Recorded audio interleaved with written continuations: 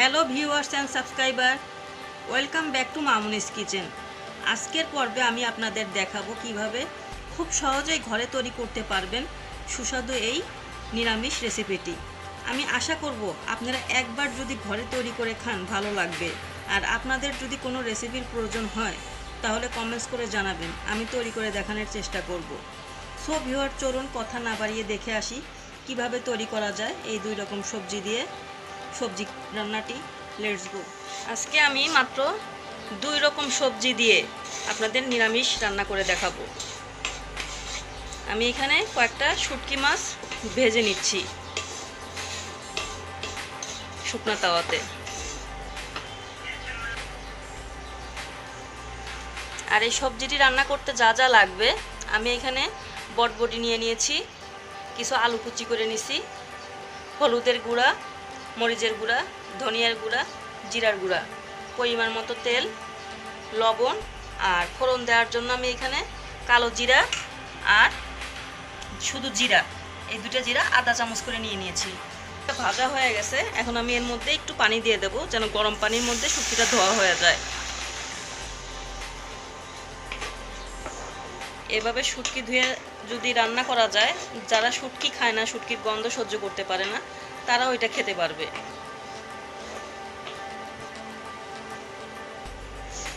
আমি ফ্রাই প্যানটা গরম করে একটু তেল দিয়ে দিচ্ছি পরিমাণ মতো।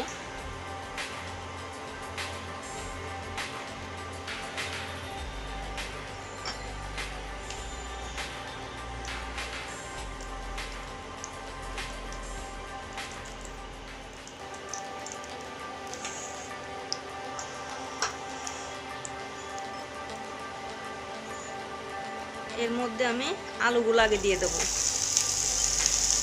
আমি আলুগুলো ভেজে নেব।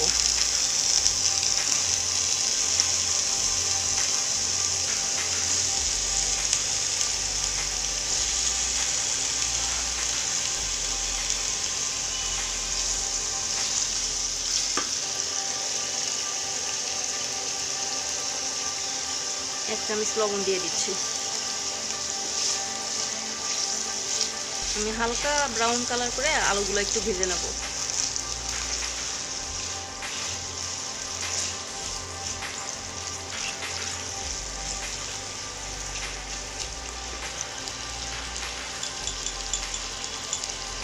একটু হলুদের গুঁড়ো দিয়ে দিচ্ছি।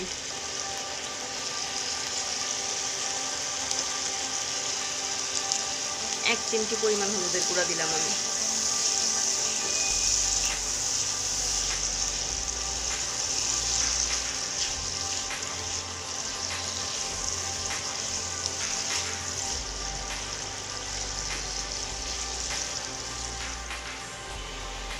আমার আলুগুলো প্রায় ভাজা ভাজা হয়ে আসছে।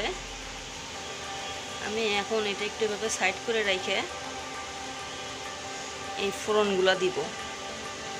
আগে যদি ফোড়নগুলো দেওয়া যেত তাহলে এই আলু ভাজতে ভাজতে দেখা যেত কালো জিরাটা পুড়ে যেত। কালো জিরা পুড়ে গেলে কালো জিরার ফ্লেভার নষ্ট হয়ে যায়। আমি এখন এর মধ্যে 1 মিনিট নাড়াচাড়া করে নেব।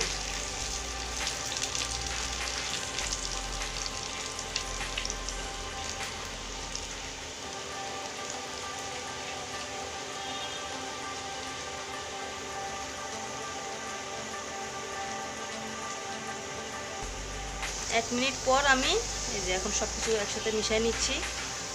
এখন আমি এর ভিতরেই বটবটিগুলো দিয়ে দেব।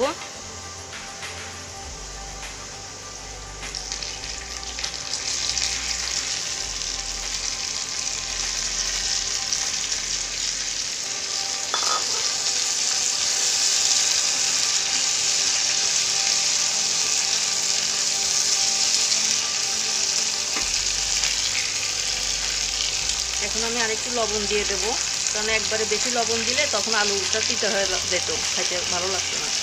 আরও আধা চামচ লবণ দিলাম।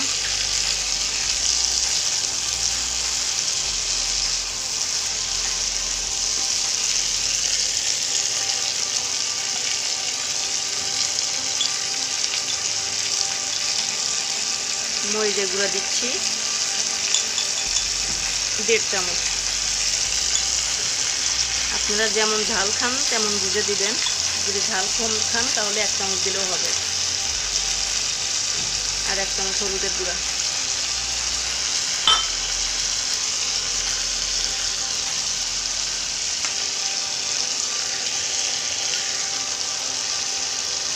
আধা চামচ দিচ্ছি ধনিয়ার গুঁড়া।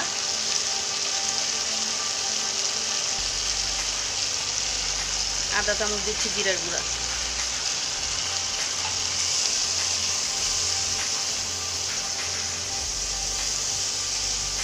সব মিশিয়ে একটু ভালোভাবে কষায় নেব।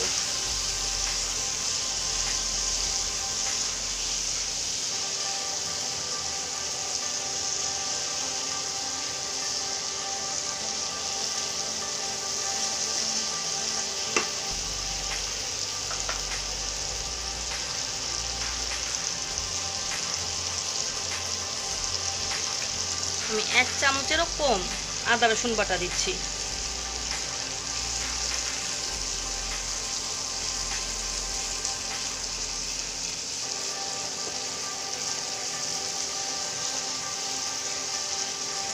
আপনাদের যদি পুড়ে যেতে লাগে একটু পানি দিয়ে নেবেন, যেন মশলা না পুড়ে যায়। মশলা পুড়ে গেলে কিন্তু খাবারের মজাটা নষ্ট হয়ে যাবে।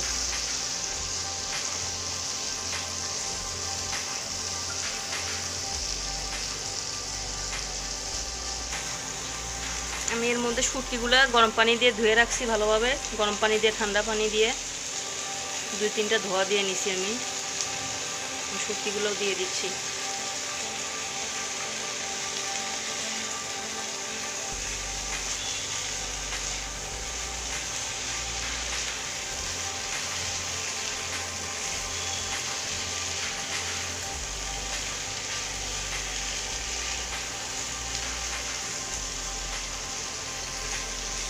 খুব সুন্দর একটা স্মেল আসছে।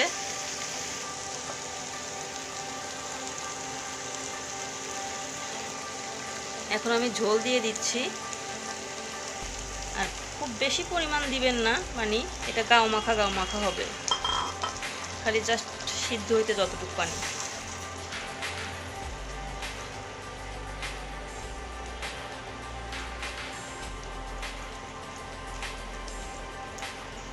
এখন আমি কয়েকটা কাঁচামরিচ ফালি করে দিচ্ছি।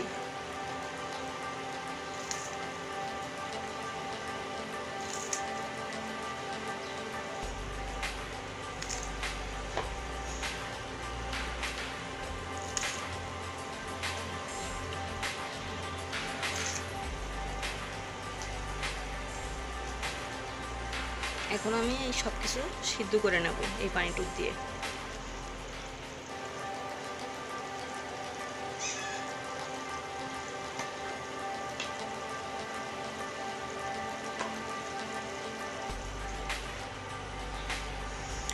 আমি 5-6 মিনিটের জন্য তরকারিটি একটু ঢেকে দিয়েছিলাম।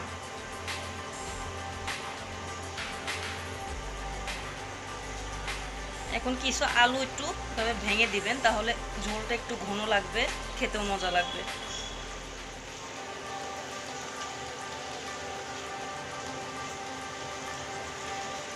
নামানোর আগে লবণটা চেখে দেখবেন লবণটা ঠিক আছে কিনা।